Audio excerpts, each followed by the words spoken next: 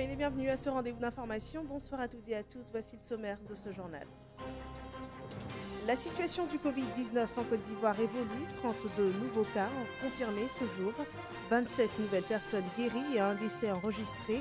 Un total de 879 personnes touchées par le virus dans le pays.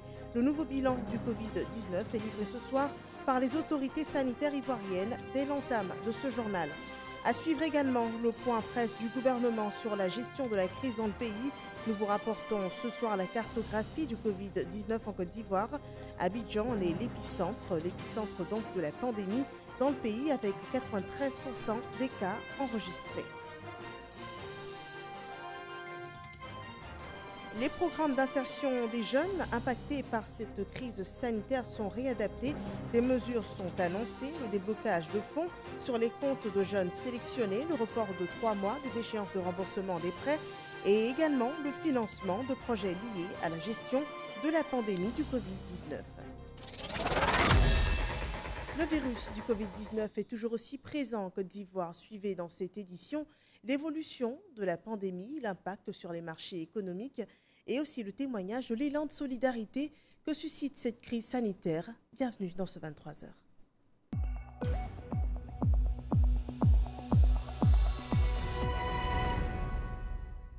Le bilan à ce jour du Covid-19 est de 879 personnes contaminées en Côte d'Ivoire, parmi lesquelles 287 sont guéries et malheureusement 10 décès.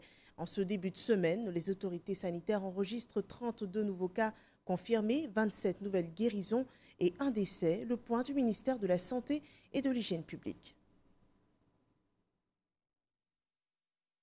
Le ministère de la Santé et de l'Hygiène publique a enregistré ce jour 20 avril 2020 32 nouveaux cas de Covid-19 sur 351 échantillons prélevés et 27 guéris. La Côte d'Ivoire compte donc à ce jour 879 cas confirmés, 287 personnes guéries et 10 décès. Nous notons le décès d'un patient de 69 ans dans un établissement sanitaire public après un accident neurochirurgical. Le ministère de la Santé et de l'Hygiène publique présente ses condoléances aux familles attristées. Face au nombre croissant de cas enregistrés dans le pays, le ministère de la Santé et de l'Hygiène publique rappelle à la population l'importance du respect des mesures mises en place par le gouvernement. Parmi ces mesures, il faut noter que le confinement des personnes fragiles et vulnérables, notamment les personnes âgées et celles souffrant d'une pathologie chronique, telles que le diabète, l'hypertension artérielle, les cancers, etc., a pour but de les protéger et de réduire les risques de contamination auxquels elles s'exposent. Le ministère de la Santé et de l'Hygiène publique insiste également auprès de la population sur le respect de toutes les mesures barrières mises en place par le gouvernement, car elles permettent de freiner la propagation de la pandémie dans notre pays et de nous protéger. Aussi, la réduction des déplacements non essentiels et le port d'un masque lors de nos sorties sont des mesures importantes si nous voulons réduire le risque de contamination. Par ailleurs, devant l'apparition de signes tels que la toux, la fièvre et les difficultés respiratoires, vous êtes priés de contacter en urgence les numéros gratuits suivants, le 101, le 119, le 125 et le 143. Le ministère de la Santé et de l'Hygiène publique félicite tous les acteurs de la santé pour leur engagement dont ils font preuve dans le cadre de la lutte contre cette pandémie. Et hors de nos frontières, les pays tout près de la Côte d'Ivoire sont aussi touchés par cette pandémie. Dans la zone ouest africaine, le Ghana dénombre 1042 cas confirmés, 99 guéris et 9 décès. Le Burkina Faso, 576 cas confirmés, 357 guéris et 36 décès. Le Sénégal, lui, compte 377 cas confirmés, 235 guéris et 5 décès. Le Mali, 224 cas confirmés, 42 guéris, 14 décès. Au Togo, 84 cas contaminés, 53 personnes guéries, 6 décès. L'Afrique totalise 21 949 cas confirmés. Et dans le reste du monde, en Europe, plus d'1 020 000 cas sont confirmés. L'Amérique, plus de 859 000 cas confirmés. L'Asie, plus de 418 000 cas confirmés. Dans le monde entier, 2 447 920 personnes sont touchées par le virus et plus de 579 000 personnes sont guéries et plus de 167 000 personnes sont décédées à travers le monde du fait du Covid-19. Revenons en Côte d'Ivoire, 879 personnes sont touchées par la pandémie. Le district d'Abidjan en est l'épicentre dans le pays avec 93% des cas déclarés positifs au Covid-19 contre 7% à l'intérieur du pays. Retrouvés dans l'élément qui va suivre la cartographie du Covid-19 en Côte d'Ivoire et également le point de la gestion au niveau sécuritaire de la situation d'état d'urgence. Le résumé du point presse quotidien du gouvernement proposé par Mahama Traoré. En Côte d'Ivoire, la maladie à coronavirus Covid-19 continue de progresser avec pour principal foyer Abidjan.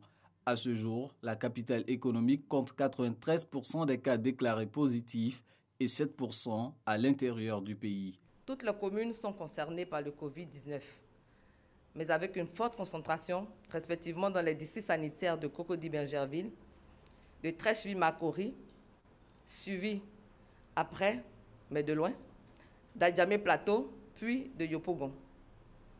Concernant l'intérieur du pays, qui enregistre 7% des cas, cela concerne 16 districts sanitaires. Sur la centaine de districts sanitaires de l'intérieur du pays, nous avons en Côte d'Ivoire 113 districts sanitaires. Ces districts sont entre autres les districts de San Pedro, de Mans, de Zoonien, de Boisflé, de Korogo, de Soubré, Saint-Fra, Toulepleu, Boaké, Diokwe, Kuibli, Daloa, Aboisseau, Grand Bassam et Adiaké. Selon Edith Kwasi, malgré l'actualité liée à la pandémie du Covid-19, le personnel de santé continue de recevoir les patients souffrant d'autres pathologies. Aucun agent de santé où qu'il se trouve ne doit refouler un malade pour X raisons. L'établissement de santé ne regarde ni la race, ni l'ethnie, ni la religion, ni la politique, et il ne doit pas stigmatiser qui que ce soit. Il revient au ministère de la Santé que les individus s'adonnent à la revente des masques déjà utilisés. Contre de telles pratiques, les forces de sécurité, par la voix du porte-parole de la police nationale, entendent sévir. La rigueur de la loi s'appliquera également à tout réfractaire aux mesures prises dans le cadre de l'état d'urgence, notamment celles interdisant le regroupement d'une assemblée de plus de 50 personnes. Il est clair que la célébration de quelques fêtes que ce soit à la maison, que ce soit partout, doivent répondre justement au strict respect des instructions prescrites aujourd'hui par le gouvernement ivoirien. Quiconque, quel qu'il soit, s'adonnerait à de tels actes, la loi est équitablement appliquée à tous. 14 individus ont été interpellés dans la nuit du 19 au 20 avril pour non-respect du couvre-feu et 23 personnes assistées dans le cadre des actions civilo-militaires. Le secteur de l'emploi est fortement impacté par la crise sanitaire due à la maladie à coronavirus. Une situation face à laquelle le ministère de la Promotion de la Jeunesse et de l'Emploi des Jeunes réagit.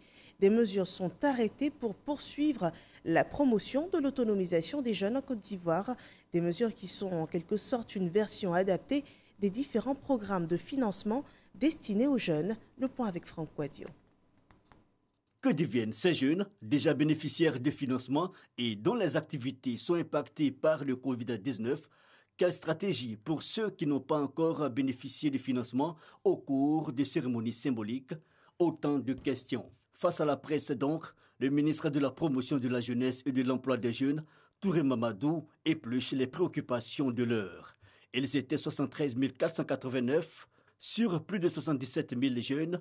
Fin décembre 2019 a bénéficié des programmes du PS-Gouv. Dans la dynamique, l'opération Agir pour les jeunes a connu une première vague de financement et elle s'est trouvée impactée par la crise. Mais aujourd'hui, de bonnes nouvelles pour les bénéficiaires. Premièrement, c'est que pour tous les jeunes qui sont donc dans l'entrepreneuriat, notamment Agir pour les jeunes, le processus va se poursuivre même sans cérémonie de remise donc, de chèques. Et pour ce faire, la liste donc, des jeunes bénéficiaires sera disponible cette semaine. Les jeunes qui ont déjà eu des financements, qui ont commencé donc, des activités, nous allons suspendre pour 3 mois le remboursement donc, de ces financements. Pour les jeunes qui seront impactés par le Covid, le dispositif qui se met en place avec le fonds de solidarité, le fonds de soutien aux dons soutien informels, nous verrons dans quelle mesure ces jeunes payent donc en compte. Rappelons que l'opération Agir pour les jeunes phase 2 a permis la prise en compte de plus de 21 000 jeunes. Mais il y a aussi d'autres axes touchés. Celui des projets dits structurants par exemple, qui concernent entre autres les start-upers. Seront alors privilégiées les innovations liées à la lutte contre le Covid. Je suis heureux d'annoncer que le 15 mai au plus tard, les jeunes sélectionnés vont recevoir donc les chèques pour les financements qui partent donc de 5 millions à 50 millions de francs CFA. Maintenant, pour les jeunes entrepreneurs qui n'ont pas passé à ces processus et qui apportent aujourd'hui des solutions innovantes et qui viennent en appui à l'appel du gouvernement en termes de fabrication de masques, en termes de fabrication de gel hydraulique ou toute autre initiative qui peut nous permettre, qui peut aider à la lutte contre le coronavirus, nous allons ouvrir la plateforme, exceptionnellement la plateforme de financement, le lundi prochain pour 1 semaine. Et tous ces jeunes pourraient donc soumissionner.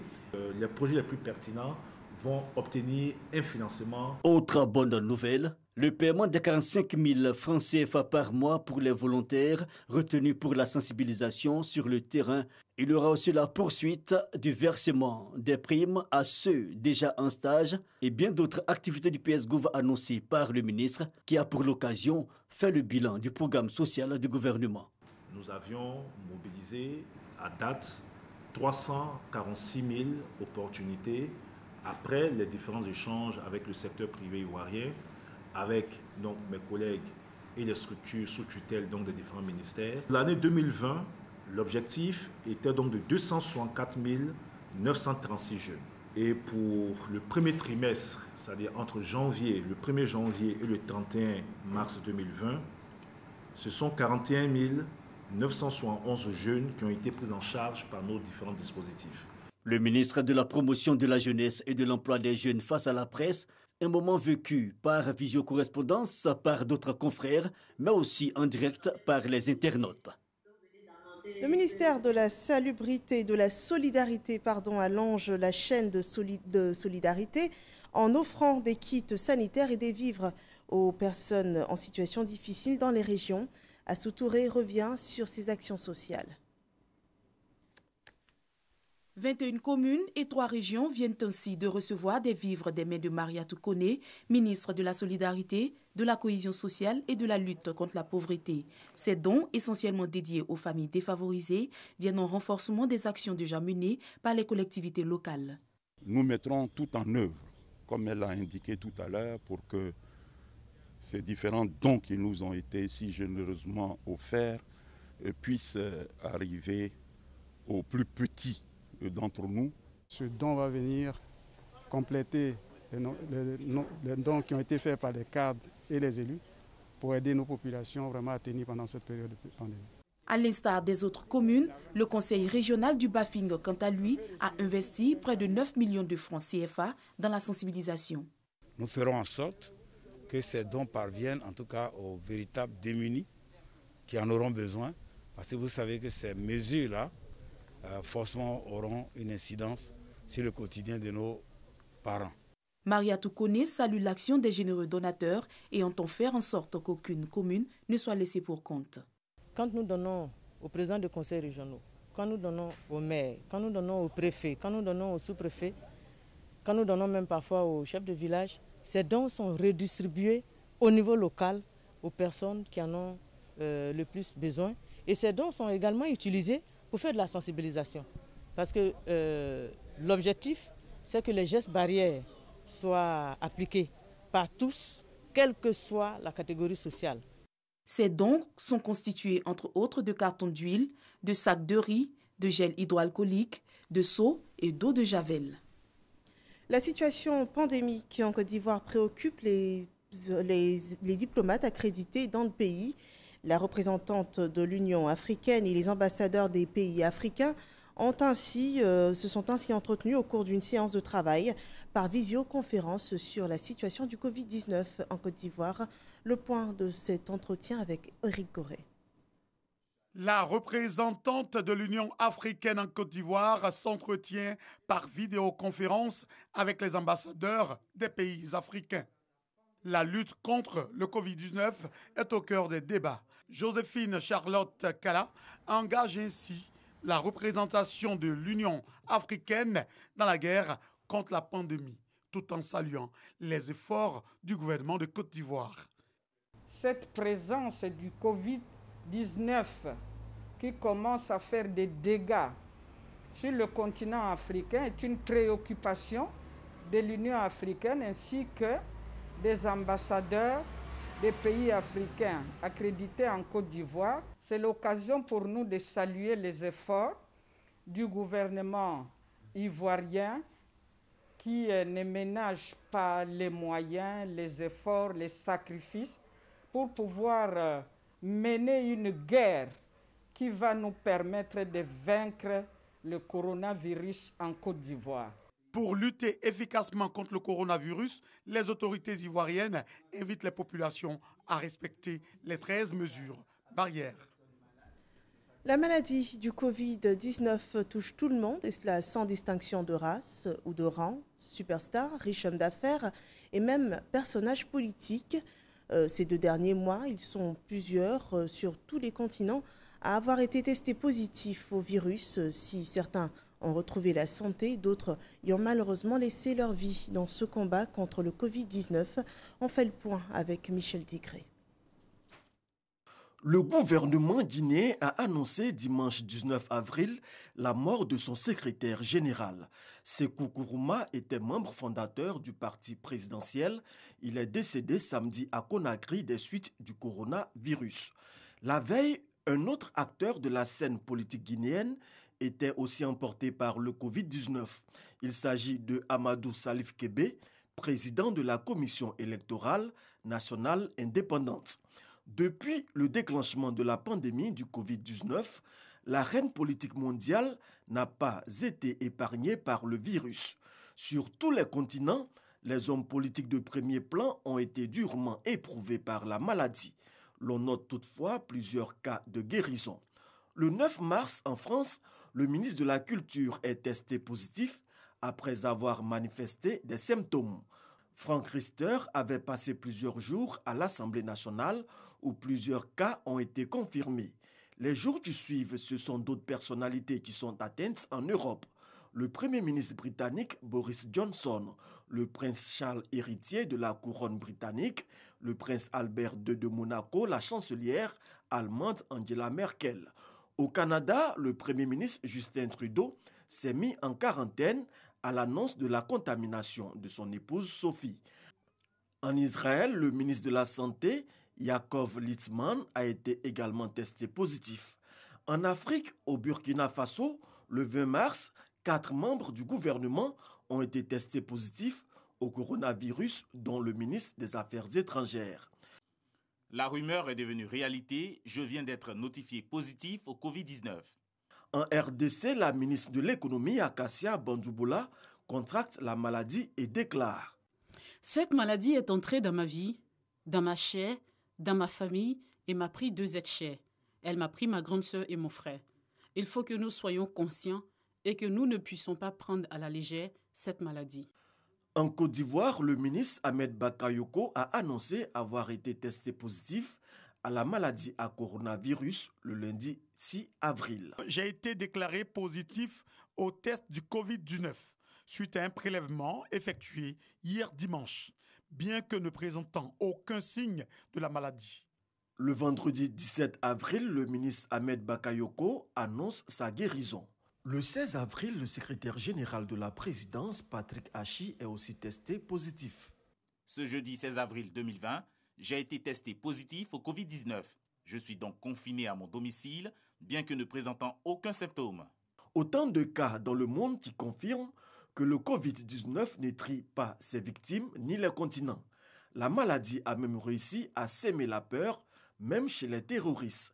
Dans la dernière édition du bulletin d'Al-Naba de l'État islamique, l'organisation terroriste a demandé à ses membres de rester loin des pays concernés par l'épidémie pour éviter d'être infectés. Voilà, l'épidémie n'épargne donc personne. Et avec le Covid-19, on assiste aux quatre coins du monde à une plongée des marchés. En Côte d'Ivoire, la filière mangue, qui est depuis le 12 avril dernier en pleine campagne commerciale, subit les affres de la pandémie. Baisse du rendement, suspension des commandes internationales pour certains et c'est carrément une annulation. Les pertes au niveau de la filière se chiffrent à plus de 6 milliards de francs CFA selon les estimations du ministère de l'Agriculture. La filière mangue, dans ce contexte pandémique, c'est un dossier de Ami Sissoko. Le coronavirus impose son dictat dans la filière mangue. Cette usine d'exportation adapte son dispositif à l'urgence dès l'ouverture de la saison. Lavage des mains et port de cache-nez obligatoire pour tout le personnel. L'usine passe de 3 trieuses par banc à 2, voire une seule. Même si quelqu'un vient auprès de vous, n'acceptez pas que la personne s'approche de vous. Avant la maladie à Covid-19, la société d'exportation Tropique Mengo comptait 525 employés. Aujourd'hui, seules 175 personnes sont maintenues, soit le tiers du personnel. 75 sur un site B, 100 sur un site A. Mais l'effectif est géré d'une façon assez cohérente. 50 sont utilisés en une journée, 50 autres dans la seconde journée pour qu'ils puissent avoir un repos et qu'on puisse respecter les distanciations entre les différents travailleurs. Les travailleurs sont pour la plupart des saisonniers. Cette année, beaucoup n'ont pas été retenus. Dans cette haute usine, le nombre du personnel est également réduit. Des efforts sont faits pour le respect des mesures barrières, mais il est parfois bien difficile de garder la distance requise d'1 mètre. Pour la manipulation des cartons, ils sont obligés d'être mobiles. Ils ont des cache-nez, ils ont même les casques. On respecte à environ même 95% des exigences mises en place.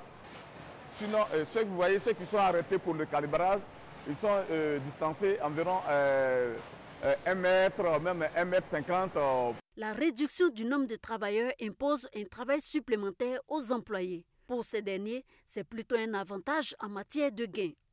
Avant, on était à deux équipes.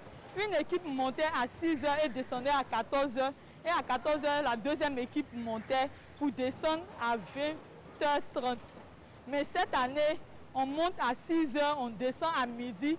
À midi, on remonte à 14 h pour pouvoir finir à 19 h. Donc les heures supplémentaires nous aident plus. On ne nous est pas obligé à le faire. On nous a demandé si on ne pouvait pas faire, on n'allait pas continuer. C'est parce que ça nous arrange qu'on continue. Parce que les heures supplémentaires nous permettent de gagner plus d'argent. Si la réduction du personnel est bénéfique aux employés, elle n'est pas sans conséquence sur le rendement. Avant la pandémie, nous produisons environ 4 conteneurs par jour, c'est-à-dire 88 tonnes par jour. Aujourd'hui, il y a une contrainte qui nous ramène à 44 tonnes par jour. Les techniciens de récolte, eux aussi, ne sont pas à l'abri des difficultés. Compte tenu de la distance entre les usines et la plantation, ils sont parfois obligés de passer la nuit dans des vergers avec leur production en raison du couvre-feu. Ce n'est pas sans conséquence sur la prise en charge du fruit. Quand la mangue dort trop là, ça ne nous arrange pas. Puisque quand tu récoltes la mangue nouvellement, quand on vient la laver à l'usine, là, ça fait moins de déchets. Même si la sève est un peu collée dessus, quand la machine brosse, ça quitte. Mais quand ça dort là, la sève brûle la mangue, ça fait déchets. On jette ça, c'est déchets. La mangue est le 3e fruit d'exportation de la Côte d'Ivoire, après l'ananas et la banane. Le pays produit 100 000 à 120 000 tonnes de mangue par an. Seules 33 000 tonnes sont exportées. Cette année, à cause de la pandémie à Covid-19, elle ne pourra exporter que 22 000 tonnes selon les prévisions des acteurs. La filière locale sera durement touchée par la crise. On fait 3200 tonnes dans l'année, parfois 3400. Cette année, ce n'est pas possible. Peut-être 1500, là on va maximum en croisant les doigts. La Côte d'Ivoire est le premier exportateur africain de mangue. Elle est le 3e fournisseur du marché européen après le Brésil et le Pérou. Aujourd'hui, la crise sanitaire a fait suspendre, voire annuler, la majorité des contrats avec son principal marché. Les pertes au niveau de la commercialisation sont estimées à 65% selon l'interprofession de la mangue. Cette année, quand nous on regarde déjà à notre niveau ici, évidemment c'est des centaines de millions que nous allons perdre. Et ça, on n'a même pas besoin d'un expert comptable pour ça. Nos pertes par jour s'estiment environ 5 à 6 millions par jour. Nous exportons à 95% sur le marché européen. Et le marché européen est en berne avec cette maladie, le Covid-19. La France, qui est notre premier partenaire, a du mal à pouvoir s'en sortir avec cette maladie. L'Espagne également, l'Italie, donc il n'y a pas de marché. La campagne de la mangue ne dure que 2 mois et demi, du 12 avril au 15 juin. Cette année, les pertes au niveau de la filière se chiffrent à 6,6 milliards de francs CFA selon les premières estimations du ministère de l'Agriculture. Dans le cadre de la réponse économique de la crise, une subvention de 50 milliards de francs CFA, dont 20 milliards au titre des intrants, sera accordée par l'État aux filières fruitières, vivrières et maraîchères. La mangue, qui est un secteur phare ici dans le Nord, l'État a prévu en termes de soutien aux acteurs une enveloppe de 3,3 milliards et une autre enveloppe prévue d'environ 700 millions qui seront destinés aux usines qui font la mangue séchée. Mais à côté de ça, l'État prend des mesures. Le couvre-feu démarre à partir de 21h. Et donc le ministre de l'Agriculture et du Développement rural a pris des dispositions pour que la mangue, qui est une denrée périssable, puisse circuler au-delà de 16 heures. 6 milliards de pertes estimées. 3 milliards, c'est la moitié. Mais c'est déjà bon à prendre. Certainement, on va faire une évaluation. Certainement, l'État de Côte d'Ivoire va apprécier, effectivement, quel est l'impact réel. Et je pense que s'il y a véritablement un déficit de 3 milliards, on peut espérer que ce déficit sera comblé par le gouvernement. La mangue est la 3e culture de rente dans le Nord après le coton et l'anacate. La filière mangue fait vivre les principales zones de production que sont Korogo, Ferké, Sinematiali et Odiéné. Les acteurs de la filière espèrent, comme la plupart des acteurs d'autres spéculations agricoles, la fin de cette pandémie, de peur de subir encore plus de pertes. Pour l'heure, la filière se conforme aux directives gouvernementales. Le lavage des mains, la distanciation sociale et le port du cache-nez. Voilà la filière mangue dans ce contexte de Covid-19 en Côte d'Ivoire, un dossier à revoir sur toute plateforme digitale. Depuis que l'état d'urgence est prononcé en Côte d'Ivoire, les forces de l'ordre, en plus de travailler à la sécurisation des biens et personnes, sont aussi chargées de veiller au respect des mesures restrictives édictées par le gouvernement. Et pour les soutenir dans leurs tâches, des repas leur ont été offerts par le district autonome d'Abidjan. Walter Amadou Ouattara. Corridor d'Azagui. Nous sommes à une vingtaine de kilomètres d'Abidjan. Les forces de l'ordre veillent au grain. Leur mission, faire appliquer la décision du gouvernement relative à l'isolement du Grand Abidjan. Une des décisions qui vise à freiner la propagation de la maladie à coronavirus Covid-19. Si vous êtes dans le checkpoint d'Abidjan vers Adzopé, nous avons déjà ce matin même refoulé déjà près de 100 personnes qui sont déjà parties qu'on a refoulé. On a autorisé au moins 57 véhicules qui ont laissé passer. Autre lieu, même rigueur dans le travail. Route d'Agboville, ici également, nul ne franchit le checkpoint sans autorisation. 16 véhicules refoulés, 16 autorisés, 70 personnes refoulées et 42 personnes autorisées. C'est pour soutenir ces forces de sécurité et de défense dans leurs tâches quotidiennes que le district autonome d'Abidjan leur offre des repas. En réalité, vous êtes en train de sauver toute la population. Et le ministre-gouverneur, qui est conscient de cette action, a souhaité venir vous appuyer. Il sait que vos chefs supérieurs ont pris des dispositions, mais en complément de toutes ces dispositions, il vient vous appuyer pour vous donner un peu de quoi vous restaurer, pour avoir la force de pouvoir faire votre mission. Le district autonome d'Abidjan compte étendre cette opération de distribution de nourriture aux forces de l'ordre des autres corridors de sécurité liés à la ville d'Abidjan non encore visités. L'action qui a débuté le week-end dernier va se poursuivre jusqu'à la levée de la mesure de sortie ou d'accès à Abidjan, mesure relative à l'actuelle crise sanitaire. Dans le Ourodougou, à Séguéla, les populations, dans cette période de crise sanitaire, reçoivent des kits sanitaires et alimentaires.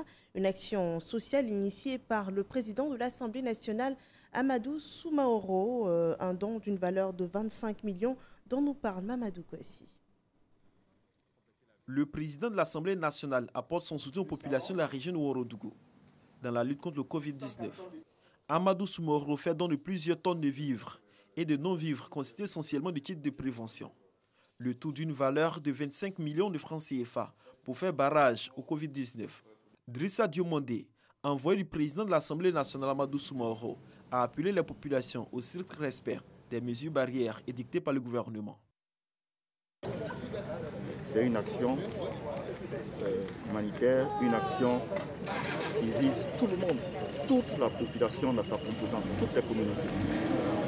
Pour prévenir ce mal, le Covid-19. Le président de région, Karim Diarasouba, a au nom des populations traduit leur reconnaissance au président de l'Assemblée nationale pour cet acte de solidarité en cette période de lutte contre le Covid-19. Les leaders religieux et les leaders d'opinion ont promis d'être des ambassadeurs dans cette campagne de sensibilisation des populations afin de casser la chaîne de transmission. Ces dons du président de l'Assemblée nationale, Amadou Soumaoro, seront redistribués aux ménages défavorisés de toute la région de Ourodougou. Dans l'actualité hors de nos frontières, l'Allemagne, où la pandémie est jugée sous contrôle, a entamé ce jour son déconfinement. Ce lundi 20 avril, de nombreux magasins ont rouvert leurs portes. Il s'agit de commerces ayant une surface de moins de 800 mètres. La chancelière entend ainsi faire repartir l'économie entrée en récession en mars dernier avec plus de 135 000 cas officiellement recensés et environ 4 000 décès. La pandémie est gérable en Allemagne selon les autorités sanitaires. Les autorités qui espèrent en la discipline des Allemands pour contrer totalement le virus et prévoient la réouverture des écoles et lycées le 4 mai prochain. Une interdiction des grands rassemblements est toujours de mise au moins jusqu'au 31 août prochain. Cette nouvelle très triste, Marie-Rose Guiraud, célèbre danseuse ivoirienne et chorégraphe talentueuse, est décédée ce lundi 20 avril 2020. Née en 1944, elle crée en 1974 les Guirivoires, son école de danse et de chorégraphie. Elle aura formé plusieurs générations d'artistes et aura marqué le monde artistique ivoirien. Revenue en Côte d'Ivoire en 2012 après 14 années passées aux États-Unis, elle s'est éteinte sur sa terre natale en emportant la mémoire des arts de la scène ivoirienne. Ce journal est terminé. Merci de nous avoir suivis. Je vous retrouve demain pour d'autres nouvelles sur RTI 1. D'ici là, portez-vous bien. Bonne soirée.